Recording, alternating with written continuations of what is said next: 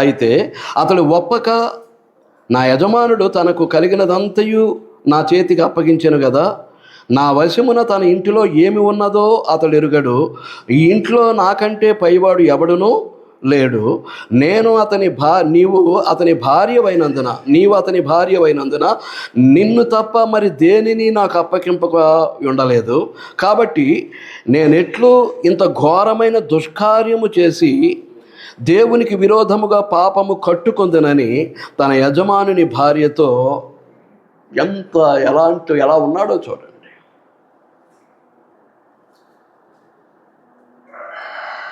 విస్తారమైనటువంటి డబ్బు. నిజంగా ఆమె యొక్క కోరిక కనుక తీర్చడానికి యోసేపు కనుక పూనుకుంటే విస్తారమైనటువంటి డబ్బు అండి, విస్తారమైనటువంటి సంపద. ఏమిస్తుందో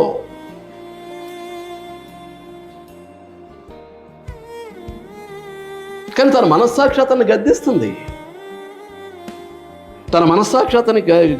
కాబట్టి ఏమంటాడు, నీవు అతని భార్యవైనందున నిన్ను తప్ప మరి దేనిని నాకు అప్పగింపగా ఉండలేదు. కాబట్టి నేనెట్లు ఇంత ఘోరమైన దుష్కార్యము చేసి దేవునికి విరోధముగా పాపము కట్టుకొందునని తన యజమానుని భార్యతో అనెను. ఆ రోజున మేనేజ్ చేసింది, తను ఒంటరిగా ఉంది. ఇతను ఏదో పని మీద లోపలికి వెళ్ళాడు, వేసుకుంది వాటర్. అతను గింజుకొని వచ్చేటప్పుడు అతను పై వస్త్రం ఆమె చేతిలో ఉండిపోయింది, అతను బయటికి పారిపోయాడు. మనం ఏం చేస్తామో,